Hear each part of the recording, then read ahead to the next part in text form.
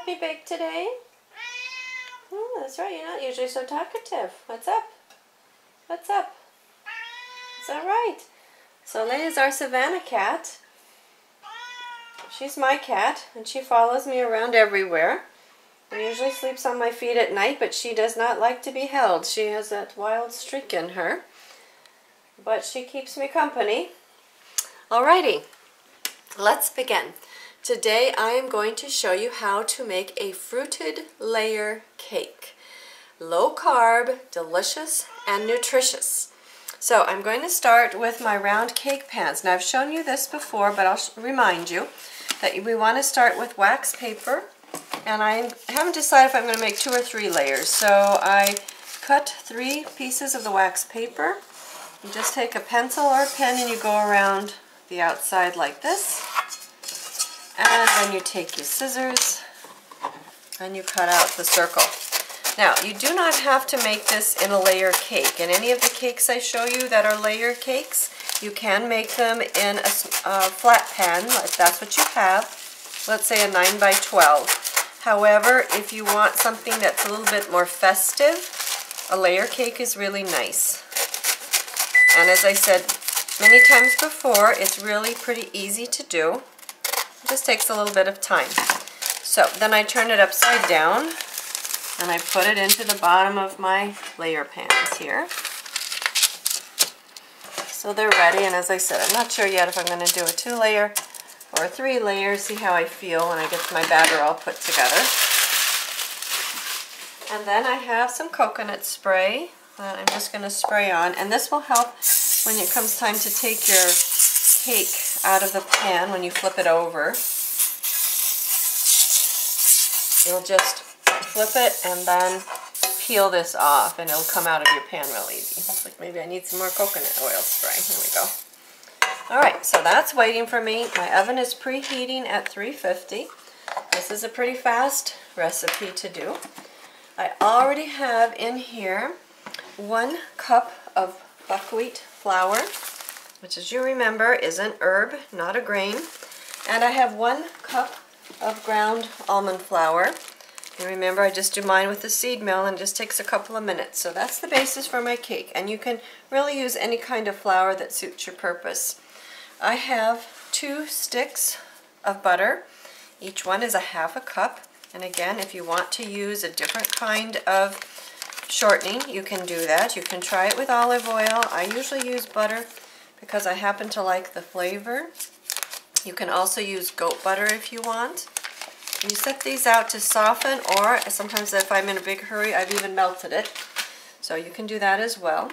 And I'm going to take my spatula and just kind of start mushing that around a little bit.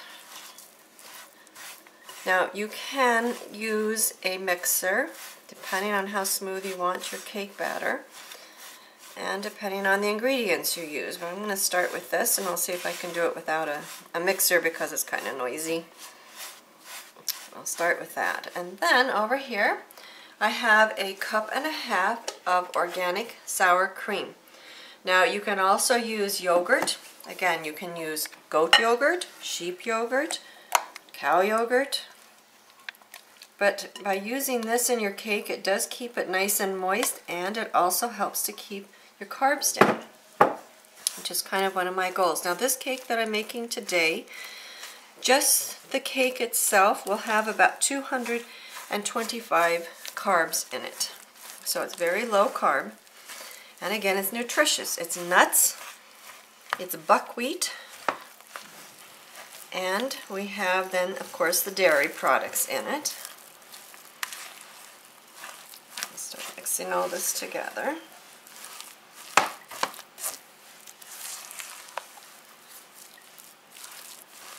You want to be sure you get all your flour from the bottom of your bowl.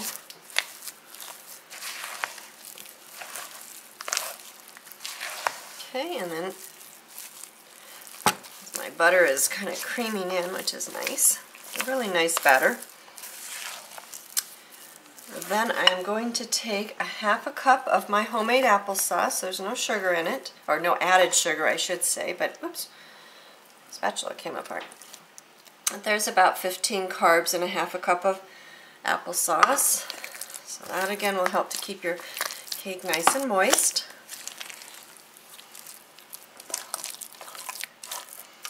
And I will put in 1 cup of my coconut crystals. Again, Coconut Secret is the brand I prefer for the low glycemic index. So that's, oops, my goodness. Spatula's coming apart in all different directions today. Keeps me on my toes. And I have to invest in another one. I love this one. Alrighty. I'll start getting that into the batter. And then I have 1/2 teaspoon of high quality sea salt, fleur de sel, a teaspoon and 1/2 of aluminum free baking soda. That's going to go in. I'm also going to put in 1/2 teaspoon of my now stevia. And again, if you don't use very much of it, it will help to boost the sweetness without adding your carbs. And you want to be sure and you get that mixed in well.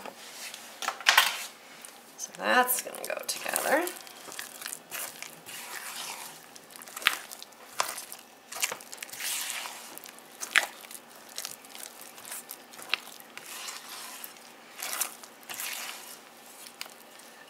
And I have 2 eggs that I've already cracked. Those are going to go in. And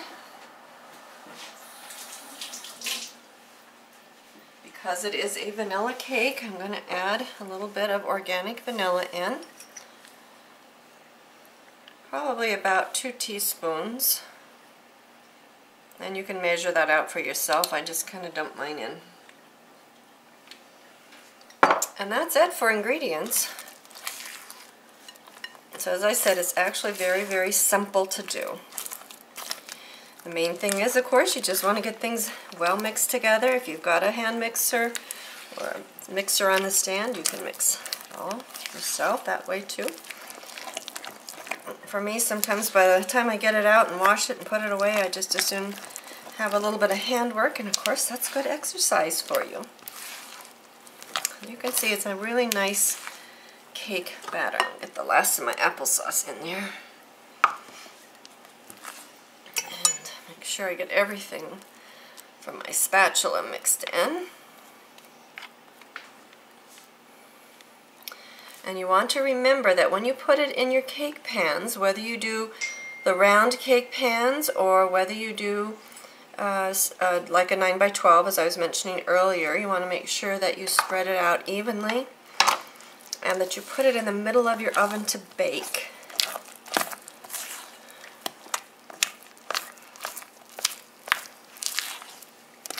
Okay. And pull my cake pans over here. And then I'm going to decide if I'm going to do 2 or 3. I'm going to put some fruit filling in here, and I'm going to also, when it's baked and cooled, of course, but just to give you a heads up on what we're going to be doing. So that's what I was deciding. Do I want to do it 2 layers or 3? And I'm kind of heading toward 3. Maybe not. Let's see. Let's just put some in here and see what it looks like. If I don't like it, we'll put it back into the other 2. And of course, however many layers you do depends on how long you're going to bake it for. You need to keep your eye on it. It's very easy to overbake. And I don't like dry cake, although some people might. Let's see. Get about the same in all 3. So I'm going to take a little bit from this one and move it over. Let's see what it looks like. So if I only have 3, I'll probably set my timer at about 20 minutes, and I'll check it.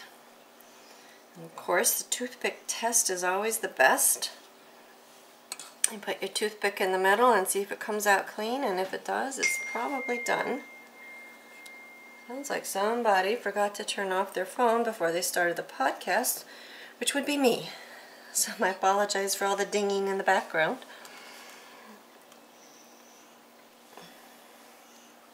All right, that looks good.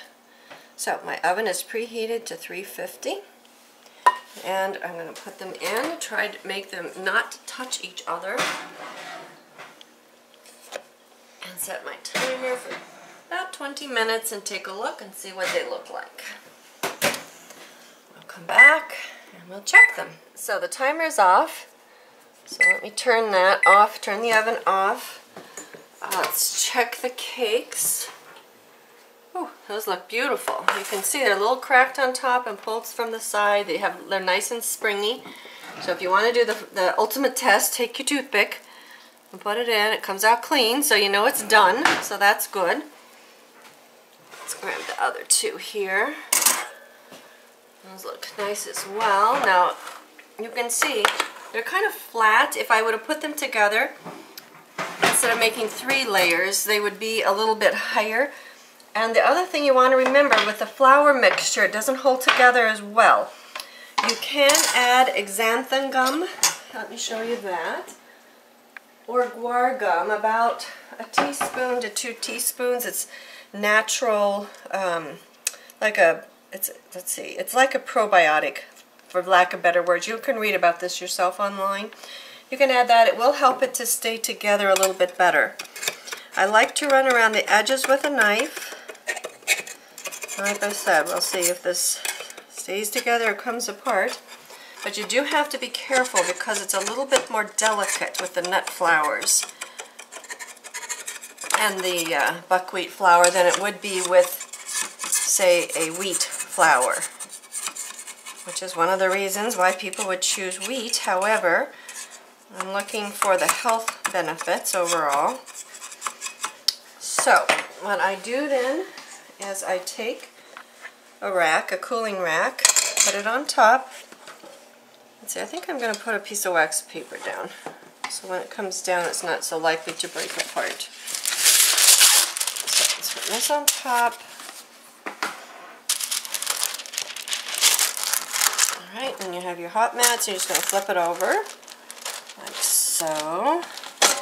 And because of the wax paper we put on the bottom of the pan, hopefully, oh, there it comes out perfectly.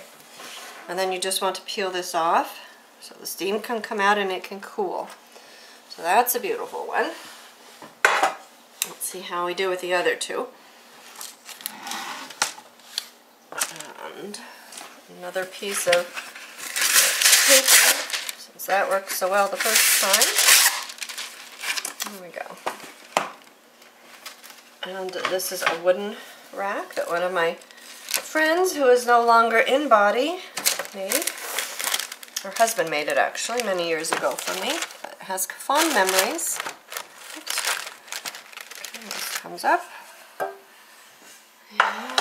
let's see, move this over. I kind of hit this a little bit with my cooling rack. And that comes off. And we have one left to go. This comes here. Now, after this is cool, we are going to put everything together, and I'll show you how to make a beautiful cake, but we're going to let this cool first, because if you try to put your filling on, it will all steam together. Your filling will kind of run. Now, what you can do, if you have a 9x12 pan, one thing that you can do is you can take a toothpick and poke holes into your 9x12 pan, and if you put like a jam or a jelly on top, 100% fruit, it will run into the cake and it will actually give it a really nice flavor. So if you want to do that, you can. I'm going to fill it with my vanilla pudding, which I've shown you how to make, and I'm also going to slice some banana on top and then frost it with whipping cream. So therefore, I do need it totally cold. Otherwise, it's going to melt the pudding, it's going to melt the whipped cream, and it's going to be a mess. So for my purposes, that's what I need to do. So we'll let this cool, and then we'll come back and check it in just a few minutes. Here we are back already. The cakes are cooled. So let's just go ahead. You'll pick up one by the wax paper, turn it over. You can put it down on your cake pan. Okay, we're going to do the rest. Now, the first thing that we're going to do is I made some vanilla pudding, which I've shown you before. Each cup has about 40 carbs, 35, 40 carbs. Now, this is just the, on top, you can see how it kind of shrinks up and shrivels, but it's like a nice heavy custard, so that's going to go on first. This whole bowl only has 150 carbs, so it depends on how much you use. We're going to put this on first. And let's see, and if you do a 9 by 12 cake, you can just put this on top, or you could cut your cake into squares as you serve it, and then just put a helping of this pudding on top of it. Then I have some organic bananas. Each banana has approximately 30 carbs. So your carb count on your cake is going to depend on your banana and the size of your banana as well. So we're just going to slice that and put the slices right on top.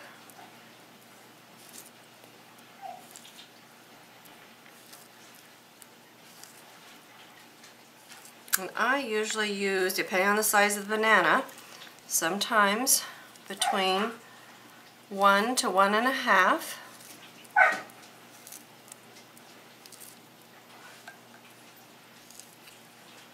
And again, you know, it's like everything else. It's a relatively quick cake. If you don't want to use bananas, you can put jam on it. Or if you want, you can use, if you just leave it as it is, you could use the chocolate pudding in between like I told you about before.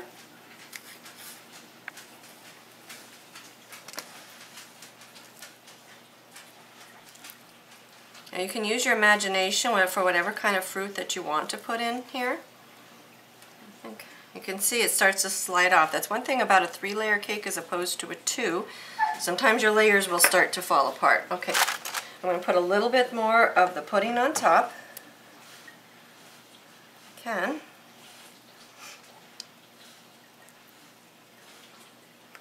As I said, it makes it kind of slippery. If you need to, you can put your cake together with toothpicks, and I have done that before. I'm going to take the next layer and just put my hand under the wax paper, flip it over, it goes on top. The bananas underneath are going to try and slide out. A little bit of the pudding. Now it will soak up a little bit into your cake, which again will help with the sliding issue. But that will happen, and if you put jam on it, the same thing. You're going to be sliding around a little bit on top of the pudding. Alright, so then we put down another layer of the bananas.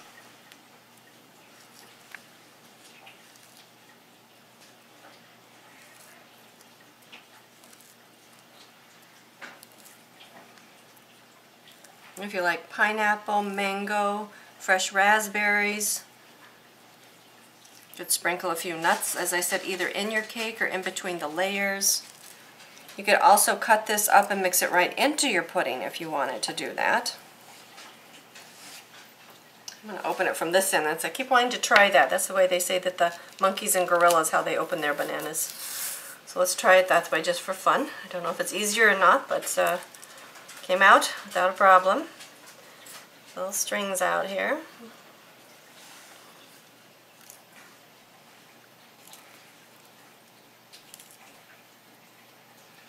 See, the banana is trying to slip off. That's what they do. And you know, I'm not a huge banana fan, but for some reason this is one of my favorite recipes. Alright, then we'll put a little bit more pudding on top. You can see I'm not really using that much. I don't even know if I'll use half the recipe. So you have to figure out the carbs on your cake if you're counting carbs according to what's left in your bowl, and sometimes you just have to guesstimate. But if I'm going to guesstimate, I'm using half. There's 150 carbs in there altogether. It's about 75 carbs. The cake itself was 225, so that gives me 300 in the whole cake, and then plus whatever I use for my bananas. So I probably go say I'm going to count 3 bananas because of size, so that would be 90, let's say 100. So the whole cake, well, and then I'm going to put some whipped cream on top with a little bit of maple syrup for sweetener. Here comes the last layer. So I'm going to count my whole cake at about 400 carbs, and if I cut it into 16 pieces, I'll have to do that math and let you know. Okay, here comes the last layer. You can see it's a little wiggly, and as I have told you before, I may wind up sticking some toothpicks in here before I'm done so it doesn't slide off the plate, but it's okay. Our long wooden skewers, you can use that as well. But mine, since it's kind of just a family thing, I don't have to have it be perfect, just perfect enough for us to eat. Okay, yeah, my bananas are kind of coming out the side. Let's squish them back. And another layer of bananas goes on.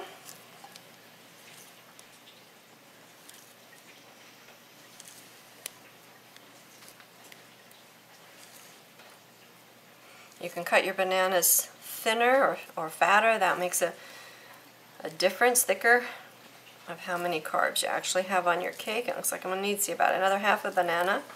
And these are kind of smaller bananas to start with, so that's why I'm only going to count them as 3.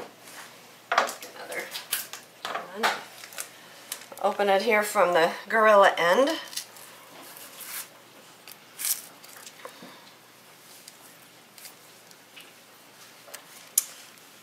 Okay. And I'll finish up with probably about a half a banana here.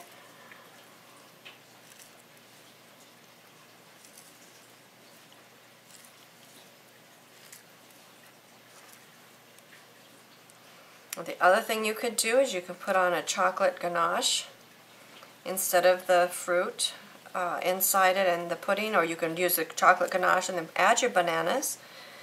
So all of that will make a difference in the carb count. It just gives you an idea of different alternatives. You know, you use your imagination. Alright, and then let me put the last little bit of pudding on top. And then I'll make the whipped cream to go over this, and you'll see what a beautiful cake this is. And it's also lovely when you cut into it. And again, use your colors. If you wanted, you could even put a little bit of jelly with the bananas and the pudding. Alright. So now we're going to do the last layer. So I'm going to use my Cuisinart, use this blade. Probably won't even use it all, but I'm going to go ahead. This is, of course, a half a pint of heavy whipping cream. If you don't have a Cuisinart, you can do with a handheld mixer. So that goes in. And you put in about a tablespoon of maple syrup. You could also use vanilla if you don't have maple syrup. And you could put a little bit of coconut sugar in there, maybe a couple tablespoons.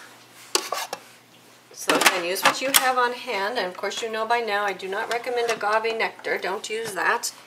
Okay, here we go. Let's check it. It's been a couple of minutes here. Alright, that's good. You can see it's, if you don't want to do too much, you're going to wind up with butter. But it's heavy enough. If it's too thin, it's going to really fall off your cake. And again, if you want to do it chocolate, you can put some cocoa in, some cacao, raw cacao, I got a tongue twister. Raw cacao powder. But you can see if I spread too much, it's going to start doing funny things with my bananas. So I'm going to kind of put it to the end. There we go. And I only did half a pint, which should be enough. But my banana's overboard. And what I might do, and this is, like I said, you have to kind of see what goes on in your life, but the other thing you can do is you could leave the top as it is, because it does make a pretty presentation, except your bananas might turn dark. That's the only thing if you use bananas, but you can just do the sides, put more vanilla pudding on the top to cover your bananas totally. So let's see what we can do here.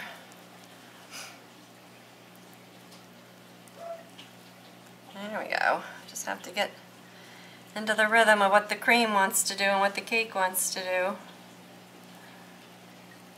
But you know, that again, and I tell you this all the time, I am not a professional chef. I'm just somebody that likes to fool around and make good, nutritious, healthy food at home. And that's the same thing with you. You know, if you have expectations of what things are going to look like, most likely, unless you do a lot of practicing, it's not going to look like it came out of a bakery. But that's okay. That's not your point. Your point is that you want something healthy and nutritious. Now, if it looks homemade, that's okay. It's funny because I used to have someone to say to me, "Oh, your food tastes your baked goods taste as good as if they came out of a bakery." Well, to me, it wasn't much of a compliment because I think that homemade things taste better than a bakery. All right, there we go. I'm getting a little bit of the swing of things.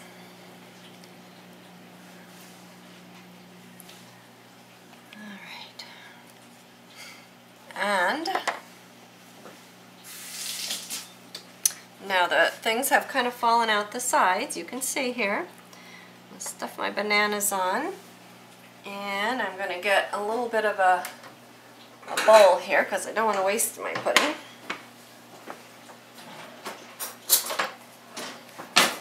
Scoop up some of these from around the bottom that the weight of the cake pushed out.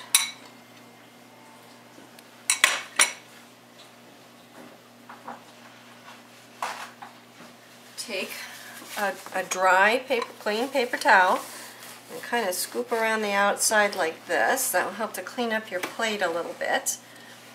And then you can add some of the whipped cream on the side, which again helps keep your bananas from turning. So, you just have to be kind of mindful of how you do it and do it carefully. And as I told you, this is where your toothpicks sometimes come in handy.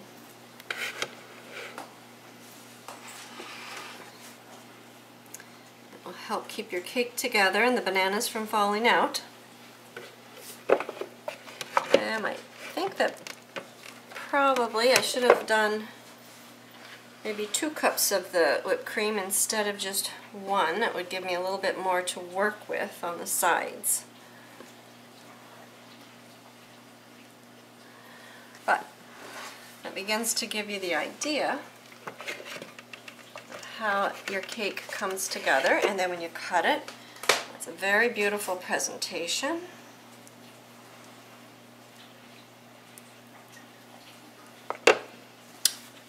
And I'm going to go ahead and just clean this up for now so you can take a look, and I'll probably, when we're done, do another half pint of whipped cream just so I can frost the other side.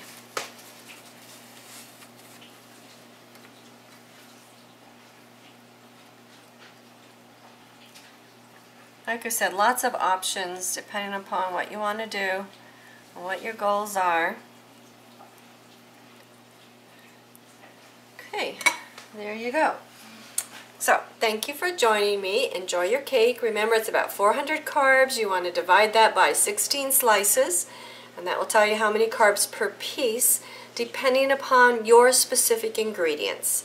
Thank you for joining me, Diane Mourglia-Swerdlow, another edition of Healthy Living for Expansions. All right, there you go. You can see it's completed. I added a little bit extra whipped cream. It looks really nice, and it's going to be beautiful when we cut into it. So I just wanted you to see the finished product, and what a lovely piece of art that you can make in your own kitchen. Lovely and nutritious. Thank you again. Diane Mourglia-Swerdlow, expansions.com.